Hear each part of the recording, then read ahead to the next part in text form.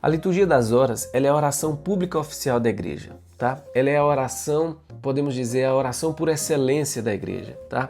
E ela é toda fundamentada em uma tradição. Que tradição é essa? É a tradição dos judeus, porque os judeus já tinham esse hábito de rezar em momentos específicos durante o dia. Os judeus rezam 3 vezes ao dia, os muçulmanos rezam 5 vezes ao dia e nós, os católicos, nós temos 7 momentos de oração. Deixa eu falar uma coisa aqui, isso nós leigos, nós não somos obrigados a rezar esses 7 momentos durante o dia, tá? Então é o seguinte, os judeus eles tinham esse hábito de rezar em alguns momentos específicos durante o dia e com o surgimento do cristianismo, com a encarnação do Verbo, esse hábito ele permaneceu.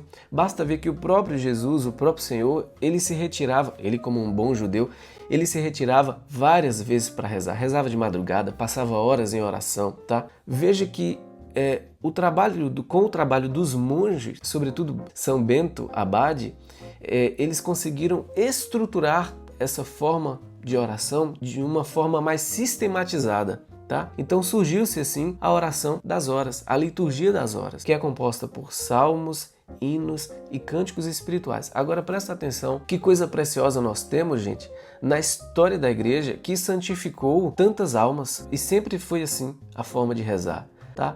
Então se nós temos um patrimônio espiritual tão rico e tão precioso, por que nós não iremos recorrer? Repito, nós leigos nós não somos obrigados. A igreja nos convida a rezar a liturgia das horas, tá? Inclusive, eu vou deixar aqui um trecho aqui da Sagrada Escritura que diz que nós devemos rezar cânticos, salmos, hinos espirituais. Aqui eu estou deixando aqui na tela as referências, tá?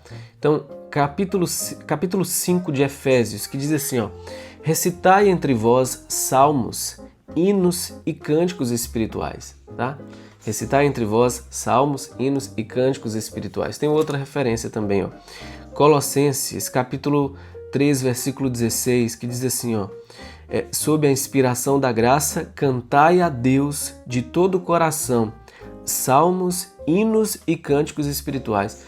Então é o seguinte, quando você está recorrendo à liturgia das horas, você está de fato, tá, efetivamente, cumprindo aquilo que está na Sagrada Escritura, na tradição da igreja. Agora aqui é preciso a gente pegar o referente, porque quando a Escritura diz salmos, cânticos e hinos, quais cânticos?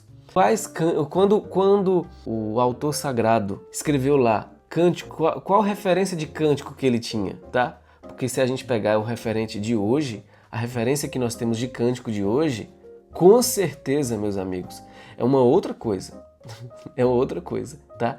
Então, nós precisamos saber quais cânticos, quais hinos o autor sagrado se referia. Bom, para saber disso, a gente precisa recorrer aos primeiros padres da igreja. A gente precisa recorrer a Santo Agostinho, a Santo Ambrósio, tá? Inclusive, eles deixaram muitos hinos e muitos cânticos. Então, os cânticos e os hinos que nós cantamos são os cânticos, que existem hinos e cânticos na Sagrada Escritura, e outros que foram escritos por eles, tá? Então a gente não pode se afastar desse referente. Não tem nada a ver com esses cânticos que nós temos hoje. Claro, existem cânticos belíssimos, bonitos, tá? Mas para a liturgia, para esses momentos específicos, não. A gente não vai recorrer a essas músicas contemporâneas, aos hinos e aos cânticos que foram escritos, inclusive, por pessoas santas, tá bom?